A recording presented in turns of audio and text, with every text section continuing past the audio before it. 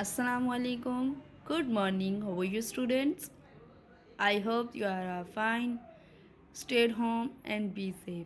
It's me, Miss Mavish, your assistant teacher. So let's start our today class. Open your books and come on the contents of book. We have completed chapter 1 from geography and chapter 2 from history. We also completed chapter 3 from geography and we are on chapter 4 which is belong to the history section, and the chapter is world travelers. We are reading of this chapter, so let's continue our reading. Open page number 135. Come on the page number 135. So students, in previous classes we have completed the page number 135.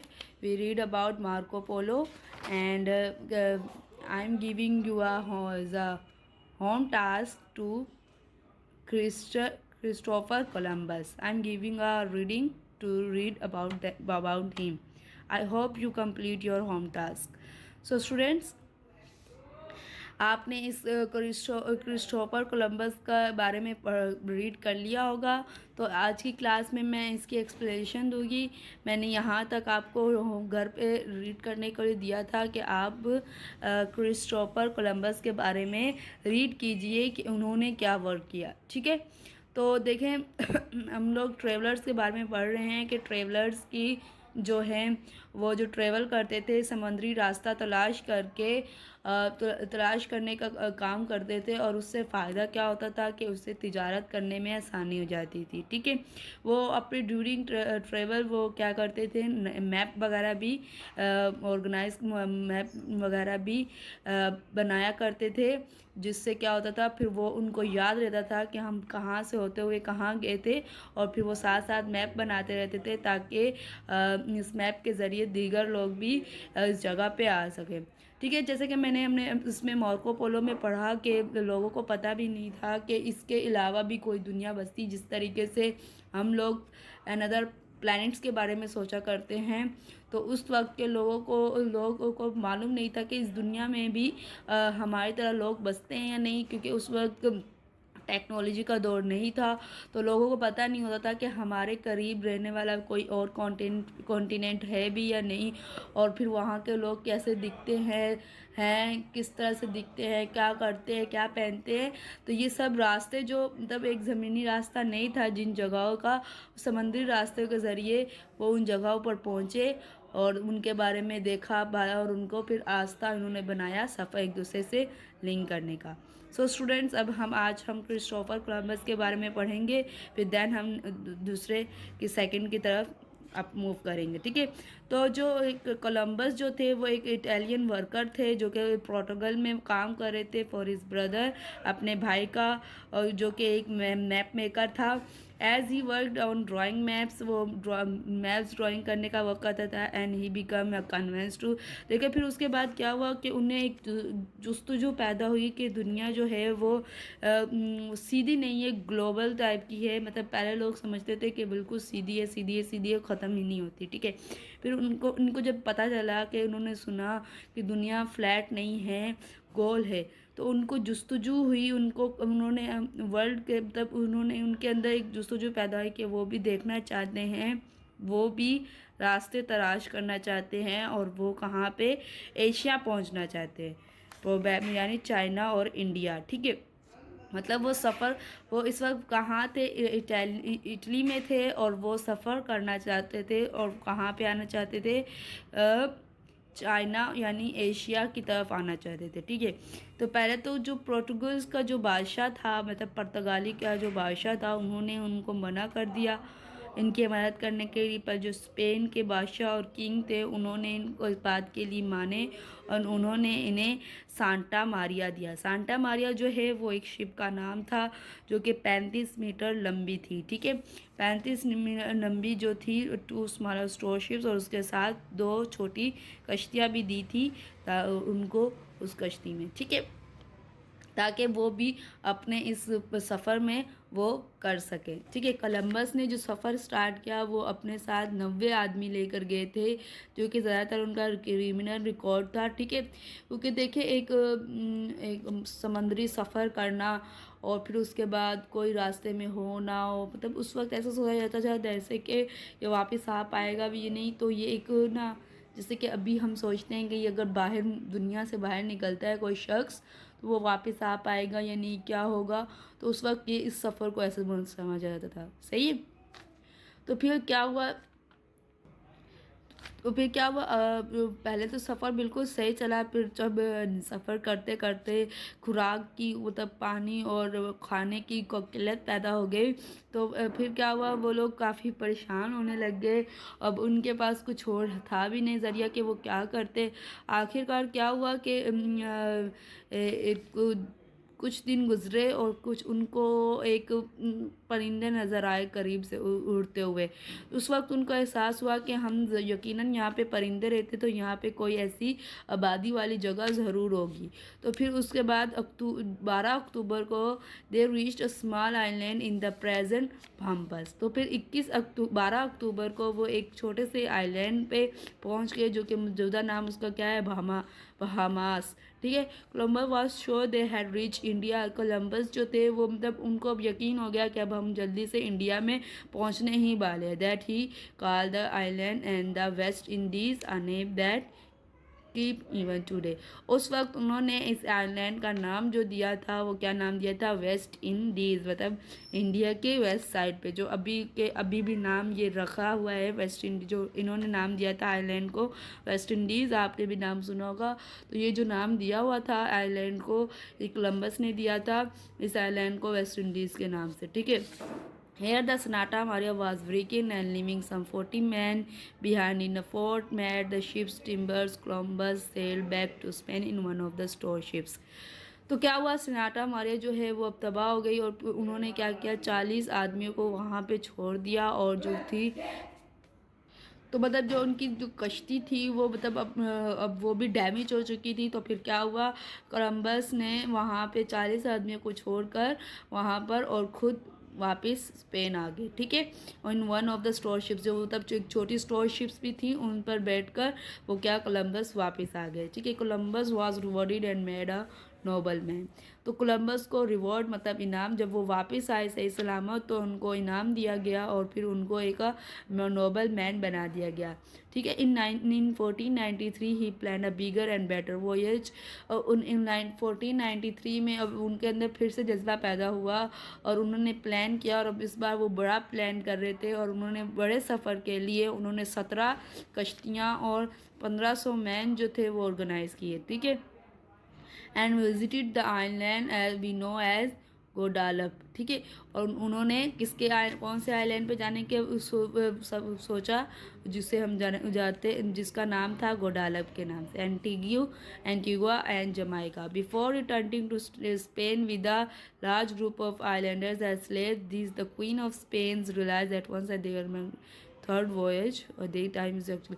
तो क्या हुआ, जब वो उनके Spain आने से पहले, मतलब वो सफ़र के लिए चले गए, उनको स्पेन आने से पहले ही उनको कोई ग्रुप ने, मतलब उनको किसी साजिश में मुलविस कर दिया गया, उनके खिलाफ़ कोई मुहिम चलाई गई, जिसकी वजह से जैसे ही वो वापस आए तो उनको क्या कर दिया गया, उन्हें बंदी बना लिया गया, उन्हें कैद कर लिया गया। ठीक है, Columbus success lead to conspiracies against him and he was arrested and sent back to Spain in chains. ठीक है, फिर क्या हुआ, कोलंबस की जो वो कामयाब हो गए, अपने ऊपर लगाए गए तमाम इल्ज़ामात को उन्होंने सही करके दिखाया अपने, और फिर उनको क्या किया गया, आज़ाद कर दिया गया। ठीक है, in 1500 but he monarch ordered and Columbus and his brothers be released and their goods be return. ठीक है, जब वो फिर उसके बाद, क्योंकि जब उन्हें कैद कर लिया गया, उनका सारा सामान वगैरह भी अपने अंडर में ले लिया गया था, तो जब उनको आज़ाद कर दिया गया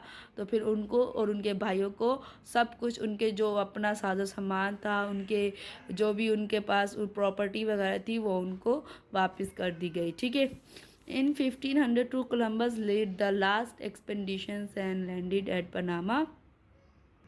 इन 1502 में जो कोलंबस जो है वो अपने आखिरी एक्सपेडिशंस की क़यादत कर रहे थे, and still believing he was on another island near India.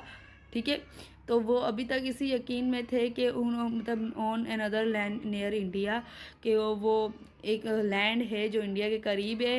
When he died in 1506 he nevertheless he found a new continent, only that he had discovered a quick way to India and China by sea. ठीक है, तो देखे वो 1506 में वो died, मतलब उनका इंतकाल हो गया, और उनको मरने तक इस बात का भी मतलब उनको एहसास ही नहीं हुआ कि उन्होंने मरने से पहले पहले उन्होंने एक क्विक वे, मतलब एक जल्दी रास्ता जो है इंडिया से, इंडिया एंड चाइना का तलाश कर लिया था बाय सी के ज़रिए। ठीक है, the name America was given by an Italian explorer Amerigo वेस्पुकी।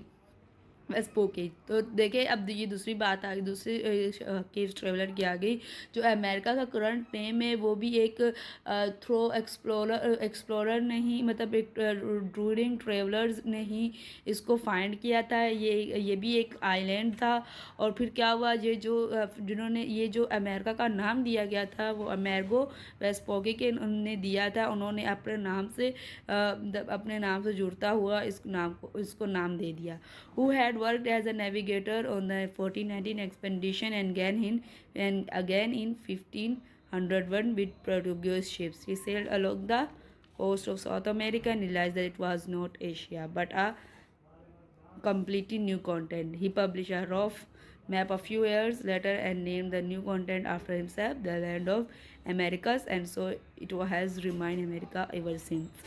तो स्टूडेंट्स क्या हुआ कि जब वो एज अ नेविगेटर वर्क कर रहे थे, और फिर वो असल में वो पोर्टुगीज शिप्स के ज़रिए जो है, मतलब उसके अगेन जो है वो 1501 में वो एक एशिया के कॉन्टिनेंट को ही, मतलब एशिया के बड़े आज़म को फाइंड करने के लिए निकले थे। पर रास्ते में वो उस आउटसाइड चले गए और उनको एक आइलैंड मिला, पर उन्हें महसूस एहसास हो गया कि ये जो कॉन्टिनेंट है वो एशिया नहीं है बट बिल्कुल एक अलग ही कॉन्टिनेंट है। तो उन्होंने उसका एक रफली मैप बना लिया और फिर उसके बाद उसे पब्लिश भी कर दिया, और फिर उन्होंने इसे एक नाम दे दिया इस न्यू कॉन्टिनेंट का, the land of America's. The land of America's मतलब अमेरिकास का लैंड, जो कि आज नाम किस नाम से जाना जाता है, जो आज उसके बाद से नाम रख लिया गया अमेरिका। ठीक है, तो देखे ट्रेवलर के ज़रिए के उन्होंने वेस्ट इंडीज़ मालूम किया, फिर देखे अलग अलग बहुत से रास्ते भी मालूम हुए, और फिर ड्यूरिंग ट्रेवलर ही अमेरिका का आइलैंड मालूम हुआ। आपको पता है अमेरिका का जब आइलैंड मालूम हुआ था, वहाँ पे लोग जो हैं वो इस तरीके से रहा करते थे कि वहाँ पे मतलब आइलैंड में रहने वाले लोग किस तरीके से रहा करते थे कि बस पत्तों से अपनी बॉडी को कवर किया होता था, और वहाँ पे आइलैंड पे जो दरख्त थे उनसे फ्रूट्स वगैरह यूँ खा पी कर इस तरीके से ही अपनी ज़िंदगी बसर किया करते थे। ठीक है, तो जैसे जैसे ज़िंदगी मॉडर्नाइज होती, यही मतलब जिस तरीके से इन्होंने इसी रास्ता मिल गया, कनेक्शंस पैदा कर दिए, तो ज़िंदगी को इन्होंने दुनिया को और मॉडर्नाइज हो, और दुनिया एक ग्लोबल विलेज की फॉर्म में आ गई। ठीक है, अब नेक्स्ट पढ़ते हैं हम वेस्को डगामा। तो वेस्को डगामा की यहाँ पिक्चर बनी हुई है, ये रे वेस्को डगामा, और ये जो थे यहाँ पे क्रिस्टोफर कोलंबस की पिक्चर थी। ठीक है, तो अब हम वेस्को डगामा के बारे में पढ़ेंगे। ये इनका डेट ऑफ ये इनका ईयर है बर्थ ऑफ ईयर, और ये इनका डेथ ऑफ ईयर है। ठीक है, 1469 to 1524। ठीक है, another Portuguese seller Vasco da Gama set sail in 1497 to try to find a sea route to the east, like Diaz. He followed the coast of Africa until he reached present-day Mozambique, and then went page turn कर लेंगे on northwards towards Kenya, where he found in Arab sailors who agreed to guide him to India. So students, जो एक another Portuguese seller, मतलब एक और Portuguese मतलब पुर्तगाली seller थे। मतलब सेलर का मतलब क्या होता है, कश्ती चलाने वाले, कश्तीदान। ठीक है, कश्तीबाज तो ये होते हैं सेलर्स, ठीक है, वेस्को ड गामा जो, ठीक है। दो सेट सेल इन 1947 में उन्होंने कश्ती की और उन्होंने सी रूट फाइंड तलाश करने के लिए मतलब इन्होंने एक और कश्ती तैयार की 1496 में, ताकि हम एक समंदरी रास्ता तलाश कर सके ईस्ट की तरफ, ठीक, मशरिक की तरफ, लाइक डेज, जैसे डेज चाहते थे। He followed the coast of Africa until reach the present Mozambique. वो उसको उन्होंने क्या क्या फॉलो मतलब फॉलो किया उन्होंने को वही रास्ता अफ्रीका से होते हुए जब तक वो प्रेजेंट मतलब जो पहुंच ना पाए मोजाम्बिक, जो आज के डे में उन्हें मोजाम्बिक कहा जाता है। एंड देन वेंट और नॉर्थवर्ड्स टूवर्ड्स कीनिया, ठीक है। तो और फिर वो पहुँचे नॉर्थ वर्ड्स टू वर्ड्स मतलब कीनिया के दूसरी तरफ, नॉर्थ वर्ड नॉर्थ यानी नॉर्थ वर्ड्स मतलब शुमाल की तरफ, ठीक है, शुमाल की तरफ, कीनिया के शुमाल की तरफ जब तक वो पहुँचे he found an Arab sailor who agreed to guide him to India. वहाँ पे उन्हें एक अरब सेलर मतलब अरबी सेलर मिले जहाँ पे वो एग्री हुए इनको गाइड मतलब एक उनको गाइड कर सकेंगे इंडिया की तरफ जाने के लिए, ठीक है। They reached what is now known as the Malabar Coast, proving that people could get to India and the Far East without going through Turkish lands. Although there were still many problems and fighting both with the people of Asia and among the Europeans struggling to get control. Trade could now go directly from India and the East to Europe, ठीक है। तो फिर जहाँ जब they reach what is known as the Malabar coast, फिर वो पहुँचे वहाँ पर जिसे कहा जाता है Malabar coast, and proving that people could get to India and the far east without going through Turkish. और वहाँ पर उन्होंने सबूत दिया कि हम इंडिया जा सकते हैं बिना तुर्किश लैंड से गुजरते हुए, ठीक है, मतलब समुद्री रास्ते से भी हम डायरेक्ट इंडिया पहुंच सकते हैं, ज़मीनी रास्ते से अगर वो जाते तो उन्हें तुर्की से होता हुआ जाना पड़ता था। Other there was still very problem, इस अगरचा बहुत ज़्यादा प्रॉब्लम्स क्रिएट हुई और फिर उसके बाद फाइटिंग्स भी बहुत हुई एशिया और यूरोपियंस के लोगों के दरमियान, पर फिर उसके बाद फिर उसे उन्हें कंट्रोल करने की भी जदोजहद की गई और फिर उसके बाद क्या हुआ, trade could now go directly from India and the east to, और ट्रेड जो है मतलब तिजारत जो है वो अब इंडिया से Europe, India and the east to Europe, India और यूरोप के दरमियान मुमकिन हो गई ट्रेड, ठीक है। Da Gama died in India in 1524 during a later voyage as the envoy of the Portuguese king, ठीक है। जो डिगामा जो है वो इंडिया में 1524 में डाइड हो गए during a later voyage as the envoy of the Portuguese king, a later voyage as the envoy of the Portuguese king. तो उस दौरान जब वो एक सफ़र पर थे बाद में, जो कि वो एक एलची के एलमोए का मतलब होता है एलची, एलची मतलब ऐसा शख्स जो कि एज अ रिप्रेजेंटेटिव या एक मैसेंजर बना होता है, किसी को रिप्रेजेंट करने के या किसी का पैगाम पहुंचाने के लिए पहुंचा होता है। ऑफ द पोर्टुगीज किंग के मतलब एक पुर्तगाली बादशाह के एलची के तौर पे इंडिया में मौजूद होता है एक सफ़र के दौरान, तो फिर उस पर क्या हो गया, उसी दौरान इनका इंतकाल हो गया, ठीक है स्टूडेंट्स। तो अब नेक्स्ट की तरफ चलते हैं। Two important changes came from the discovery of the sea route और to the east. First was the kind of goods that were traded when everything had to be carried on the backs of camels or mules. Each was used to take only the lightest high value items. What do you think these were? Now that goods were carried directly from Asia to Europe in a ship, weight was not a problem. New goods such as pottery, furniture, and other heavy or bulky items were traded. The second changes was in Europe itself. The center of trade moved from northern Italy to the Atlantic coast, Spain, Portugal, England, and France. तो Spain, Portugal, England, France, ये जो हैं ये जो Europe के ही countries है। ठीक है, यूरोप एक कॉन्टिनेंट है और Spain, Portugal, England, France, Britain, United kingdom, तो ये सब यूरोप की ही कंट्रीज़ है। ठीक है, तो देखिए ये एक जो डिस्कवरी ज़मीनी रास्ता तलाश करने के बाद जो इम्पोर्टेंट चेंज आया, तब्दीली आई, वो ये कि जो चीज़ें हम ट्रेड की जाती थी वो एक तो हम भारी चीज़ें ज़मीनी रास्ते के ज़रिए ट्रेड नहीं कर सकते थे, क्योंकि देखिए ऊँट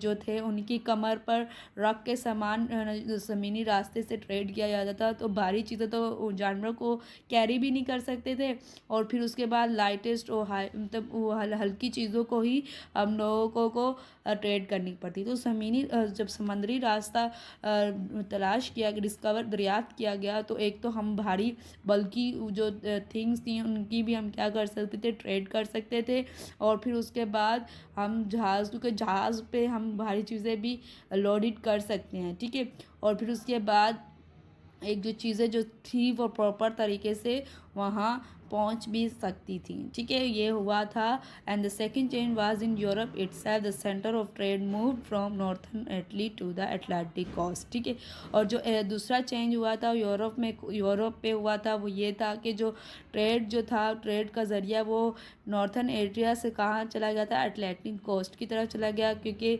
देखें वो ज़मीनी रास्ते में इटली की तरफ से गुजरता हुआ जाता था। अब वो समंदर अटलांटिक कोस्ट जो थी, जो अटलांटिक समंदर था, वहाँ जैसे कि स्पेन, पोर्टुगल, इंग्लैंड, जहाँ पे ये समंदर लगता था, वहाँ से अब ट्रेडिंग होना शुरू हो गई। ठीक है, the voyages of the 15th and 16th centuries brought great changes. First, there was the great increase in trade between East and West. Europe wanted many of the things which had been extremely rare and expensive before: spices, jewels, silks, fine cotton, high quality steel for weapons, rice, oranges, and lemons, and fine pottery. Asia did not want much from Europe except guns, which were more developed in the West. In general, the people of Asia wanted payment in gold and silver, and because of huge deposits of silvers and some gold in the new American colonies, Europe had plenty of this. तो वोयेजेस का मतलब क्या था, समंदरी सफ़र। तो 15वीं और 16वीं सदी जो थी उसमें बहुत बड़े ये 15वीं 15th एंड 16th सेंचुरीज़ बहुत बड़ी तब्दीलियाँ लाया। फर्स्ट ये कि वहाँ पे ट्रेडिंग जो है ईस्ट से वेस्ट बढ़ना शुरू हो गई।